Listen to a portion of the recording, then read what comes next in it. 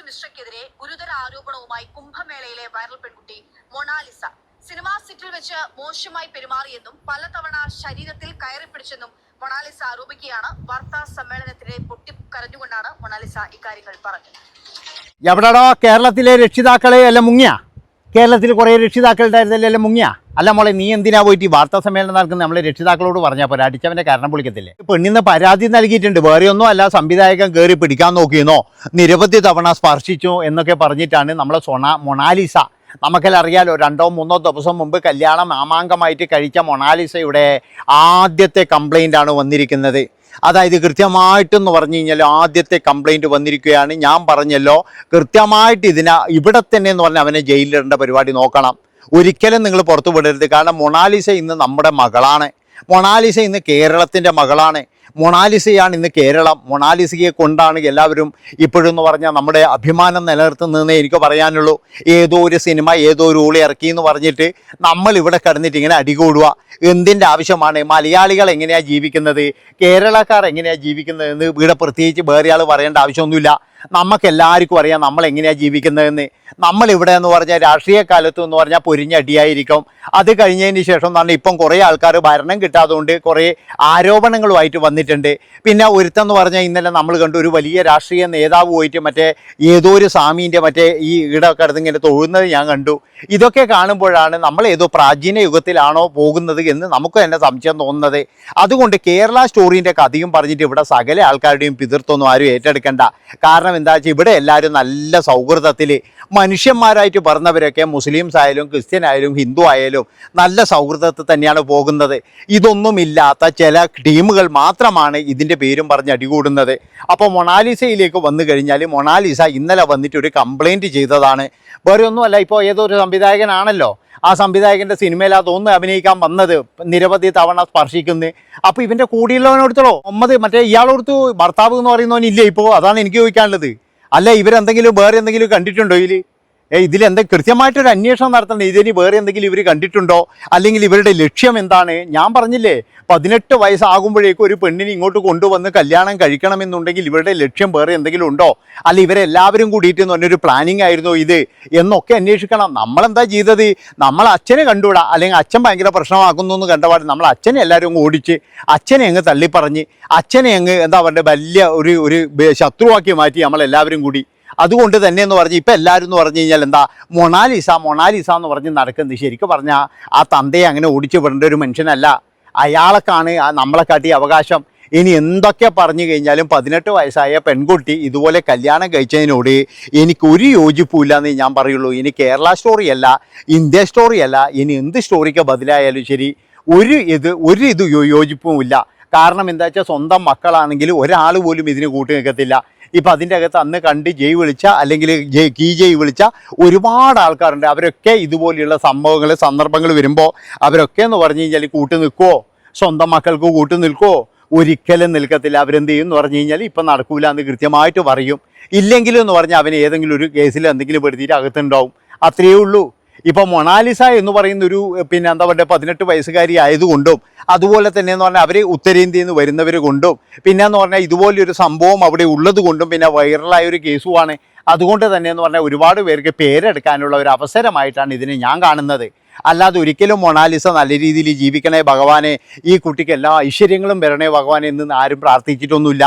ആരും പ്രാർത്ഥിക്കാനും പോകുന്നില്ല. കാരണം എന്താ, ഇവരാരുടെയും മക്കളല്ലാതെ അത് ഏതോ ഒരുത്തൻ്റെ മക്കളാണ്. അയാളാണെങ്കിൽ ഇപ്പോൾ കേസും പറഞ്ഞ് നടക്കലാണ്. അയാൾക്കറിയാലോ, അയാൾക്കൊരു ആദി ഉണ്ടാവില്ലേ? അയാളുടെ മകളല്ലേ, അയാൾക്കൊരു മകളായതുകൊണ്ട് അയാൾക്കൊരു ആദി ഉണ്ടാകും. കാരണം ഇപ്പോഴും പ്രത്യേകിച്ച് എന്ന് പറഞ്ഞാൽ ഇപ്പോൾ അതിൻ്റെ കൂടെയുള്ള വേറൊരുത്തുണ്ട്. അപ്പോൾ എന്തുകൊണ്ടാണ് ഇവനൊന്നും പിന്നെ പ്രതികരിക്കാത്തത്? ഇവരൊക്കെ ഇതിനു വേണ്ടിയിട്ടാണ് ഇങ്ങനെയുള്ള തോന്നിവാസികൾ എടുക്കുക. എങ്ങനെയാണ് അച്ഛൻ മകളെയാക്കി പോയത്? അതാണ് എനിക്ക് ചോദിക്കാനുള്ളത്. കല്യാണം കഴിച്ചു എന്ന് പറയുന്നവൻ്റെ ഉദ്ദേശം തന്നെ എന്താണെന്ന് നമ്മൾ കണ്ടറിയണം. ഈ ഒന്നുകിലും എന്ന് പറഞ്ഞാൽ ഈ പെൺകുട്ടിയുടെ പൈസ കണ്ടിട്ടോ ഇല്ലെങ്കിൽ പവർ കണ്ടിട്ടോ ഇല്ലെങ്കിൽ കുറച്ച് പൈസ ഉണ്ടാക്കാം, ഈ ഒരു നിലക്ക് പോയി കഴിഞ്ഞാൽ തനിക്കും അതിൻ്റെ കൂടെ ഒന്ന് ഉയരാം എന്ന് കണ്ടിട്ടാണോ കല്യാണം കഴിച്ചത് എന്ന് പോലും സംശയമുണ്ട്. അതായത് ഇവർ 6 മാസം 3 മാസം കാറ്റേ അയാൾ തമ്മിൽ കാണാൻ തുടങ്ങിയിട്ട് എന്ന് പറയുന്നത്, അപ്പോഴൊക്കെ പ്രണയമായി എന്ന് പറയുന്നത്, കല്യാണം കഴിഞ്ഞു എന്ന് പറയുമ്പോൾ നമുക്ക് എല്ലാവർക്കും സംശയമില്ലേ? ഏതൊരു അച്ഛനമ്മ ഓറായി കഴിഞ്ഞാലും എതിർക്കും. അതുമാത്രമാണ് ഇവരുടെ അച്ഛനും അമ്മയും ഒക്കെ ചെയ്തത്. പക്ഷെ ഇവിടെയുള്ള ഒരുപാട് ആൾക്കാർ ചേർന്നിട്ട് ഇതെന്തോ ഒരു സംഭവമാണ്, അല്ലെങ്കിൽ ഇതെന്തോ നമുക്കെന്തോ വലിയ മെസ്സേജാണ്. ഒരു മെസ്സേജും ഇല്ല. 18 വയസ്സായ ഒരു പെൺകുട്ടി അന്യ മതത്തിൽപ്പെട്ട ഒരാളെ കല്യാണം കഴിച്ച് പോകുന്നുണ്ടെങ്കിൽ ഒരു കാരണവശാലും സമ്മതിക്കാൻ പാടില്ല. നമ്മൾ എന്ത് ചെയ്യണം എന്ന് പറഞ്ഞു കഴിഞ്ഞാൽ, മോളെ ഒരു 25 വയസ്സാകട്ടെ കുഞ്ഞെ, അത് കഴിഞ്ഞിട്ട് നമുക്ക് എന്തെങ്കിലും നോക്കാം. ഇപ്പോഴും നീ പോയിട്ട് നിൻ്റെ തൊഴിൽ ചെയ്യ്, അതിൻ്റെ അകത്ത് എന്തെങ്കിലും 10 പൈസ നീക്കി വെക്കാൻ നോക്കി. ആ അച്ഛനും അമ്മയെയും നല്ല രീതിയിലൊക്കെ ഒരു വീടൊക്കെ എടുത്തു കൊടുത്ത് നല്ല കുറച്ച് പൈസയും കാര്യങ്ങളൊക്കെ ആകട്ടെ എന്ന് പറഞ്ഞിരിക്കുന്നതിന് പകരം ഇവരെല്ലാവരും കൂടി കൊണ്ടുവന്ന് കിട്ടിയ പാട് കിട്ടാത്ത പാട് എവിടുന്നോ കുറച്ച് രക്തഹാരങ്ങൾ കൊണ്ടുവന്ന് ഇവരെ അങ്ങ് അണിയിച്ച് അവരെ അങ്ങ് കല്യാണം കഴിപ്പിച്ചു കൊടുത്ത്. ഇപ്പോൾ പെണ്ണാണെങ്കിൽ ഇത് പത്രസമ്മേളനം വിളിച്ചിട്ട് അന്നെ അവിടെ തൊടുന്നു ഇവിടെ തൊടുന്നു സംവിധായകൻ എന്നൊക്കെ പറഞ്ഞിട്ട് അനുഭവിച്ചോന്നേ എനിക്ക് പറയാനുള്ളൂ, അല്ലാതെ വേറെ ഒന്നും പറയാനില്ല. എന്തിനാ ഈ പത്രസമ്മേളനം നടത്തുന്നത്? എന്തിനാ? ഈ മിശ്ര എന്ന് പറയുന്നവനെ നമുക്ക് ആർക്കും അറിയില്ല. നിങ്ങൾക്ക് ആർക്കും അറിയോ? ഈ മിശ്ര എന്ന് പറയുന്നവൻ്റെ നാട്ടിൽ പോയിട്ടില്ലേ എന്നാ പത്രസമ്മേളനം നടത്തേണ്ടത്? അവൻ്റെ വീട്ടിൽ പോയിട്ടില്ലേ പത്രസമ്മേളനം നടത്തേണ്ടത്? അതും എന്തിനാണ് കേരളത്തിൻ്റെ തലയിൽ കൊണ്ടുവരുന്നത്? അതാണ് എനിക്ക് മനസ്സിലാകാത്തത്. ഈ സകല കുരിശുകളും വന്നെന്തിനാ കേരളത്തിൻ്റെ തലയിൽ കൊണ്ടുവരുന്നത്? അതാണ് എനിക്ക് ആലോചിക്കാനുള്ളതാണ്. ഇപ്പോൾ ഈ മിശ്ര എന്ന് പറയുന്നവന് എന്തെങ്കിലും ഒരു കംപ്ലയിൻറ്റ് ഉണ്ടെങ്കിൽ ശരി, എന്നാൽ ഒരു കംപ്ലയിൻറ്റ് കൊടുത്തു, ആ പോലീസ് അതിൻ്റെ ആക്ഷൻ എടുക്കാൻ പറയുക. അതുപോലെ തന്നെ അവൻ്റെ നാട്ടിൽ കൊണ്ടുപോയിട്ട് കംപ്ലയിൻറ്റ് കൊടുക്കുക.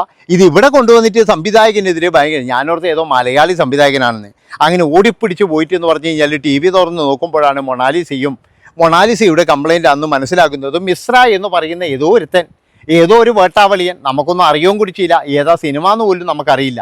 അപ്പം അങ്ങനെയുള്ള ഒരു സിനിമാക്കാരൻ ആണ് ഇതിൻ്റെ പിന്നിലെന്നാണ് പറയുന്നത്. അതുകൊണ്ട് എനിക്ക് പറയാനുള്ളത് എന്താണെന്ന് വെച്ച് കഴിഞ്ഞാൽ, ഇപ്പോൾ കല്യാണം കഴിപ്പിച്ച് കൊടുത്തവരൊക്കെ എന്ന് പറഞ്ഞു കഴിഞ്ഞാൽ ഇതിന് എതിരെ പ്രതികരിക്കുകയോ ഇല്ലെങ്കിൽ ഈ മിശ്ര എന്ന് പറയുന്നവനെ പൂട്ടാനോ എല്ലാവരും കൂടിയിട്ട് സഹായിക്കുക. അല്ലാതെ വേറെ ഒരു ഗതിയില്ല. അച്ഛനില്ല, അല്ലെങ്കിൽ വീട്ടുകാരില്ല, ആരുമില്ല. ഇനിയിപ്പോൾ 5-6 മാസം കഴിഞ്ഞാൽ സാമ്പത്തിക സ്ഥിതി ഒന്നും ഇല്ലെങ്കിൽ ഭർത്താവും ചിലപ്പോൾ ഒഴിവാക്കിയിട്ട് പോകും. അതാണ് നിങ്ങൾ മനസ്സിലാക്കേണ്ടത്. അതുകൊണ്ട് തന്നെ എന്ന് പറഞ്ഞു കഴിഞ്ഞാൽ ഇതിപ്പോഴെന്ന് പറഞ്ഞാൽ മിക്കവാറും കേരളത്തിനായിരിക്കും ബാധ്യത എന്നേ ഞാൻ പറയുള്ളൂ. എല്ലാ ബാധ്യതയും നമ്മുടെ കേരളം ഏറ്റെടുക്കുക. അതുപോലെ അവളുടെ അച്ഛനെയും അമ്മയെയും എന്ന് പറഞ്ഞു കഴിഞ്ഞാൽ എങ്ങനെയെങ്കിലും ഇങ്ങോട്ട് കൊണ്ടുവരാൻ നോക്കുക. അവരുമായിട്ട് യോജിച്ച് പോകാൻ വേണ്ടിയിട്ടാണ് നോക്കേണ്ടത്. അല്ലാതെ എന്ന് പറഞ്ഞാൽ ഒരിക്കലും എന്ന് പറഞ്ഞു കഴിഞ്ഞാൽ ഇതുപോലെ അവർ വിട്ടു നിൽക്കുന്നത് ആ കുട്ടിയുടെ സുരക്ഷിതത്വത്തിന് നല്ലതല്ല. കാരണം അച്ഛനും അമ്മയും ഉണ്ടെങ്കിൽ ഒരു പരിധിവരെ എന്ന് പറഞ്ഞാൽ കുറച്ച് സുരക്ഷിതമായിരിക്കും. പക്ഷേ ഇപ്പോഴെന്ന് പറഞ്ഞു കഴിഞ്ഞാൽ അതിന് ഭീഷണി തന്നെയാണ്. ഏത് തരത്തിലും ഇപ്പോൾ എന്താ പറയേണ്ടത്, അവൻ്റെ വീട്ടിൽ പോലും സമ്മതിക്കത്തില്ല, അവൻ്റെ നാട്ടിൽ പോലും കയറ്റത്തില്ല എന്നൊക്കെയാണ് പിന്നീട് വന്ന പത്രവാർത്തകൾ. അപ്പോൾ അതുകൊണ്ടാണ് ഞാൻ പറയുന്നത് എല്ലാ തരത്തിലും അതിന് ഭീഷണി തന്നെയാണ്. അപ്പോൾ ഇങ്ങനെ ഒരു വാർത്ത കേട്ടപ്പോൾ ശരിക്കും എന്ന് പറഞ്ഞാൽ ആദ്യം എന്ന് പറഞ്ഞാൽ ചിരി വന്നു, നല്ല രീതിയിൽ ചിരി വന്നു. കാരണം ഇതിൻ്റെ പുറകിൽ ഇനി ഒരുപാട് ആൾക്കാർ വേർക്കും. ഉള്ള കാര്യം എന്താ പറയുന്നതിന്, ഒരാൾക്കും അംഗീകരിച്ചു കൊടുക്കാൻ കഴിയില്ലപ്പാ. ഒരു പെൺകുട്ടിയുടെ പിതാവക്കന്മാർക്കും അംഗീകരിച്ചു കൊടുക്കാൻ കഴിയാത്ത ഒരു സംഭവമായത്. അതാണ് വളരെ തെറ്റായ പരിപാടി തന്നെയായത്. ഒരു കാരണവശാലും അത് ചെയ്യാൻ പാടില്ലായിരുന്നു. അതായത് ഇവിടെ വെച്ച് കല്യാണം നടത്തി ഒരു പ്രഹസനത്തിന് വേണ്ടായിരുന്നു എന്ന് തന്നെയാണ് ഇപ്പോഴും ഞാൻ പറയുന്നത്.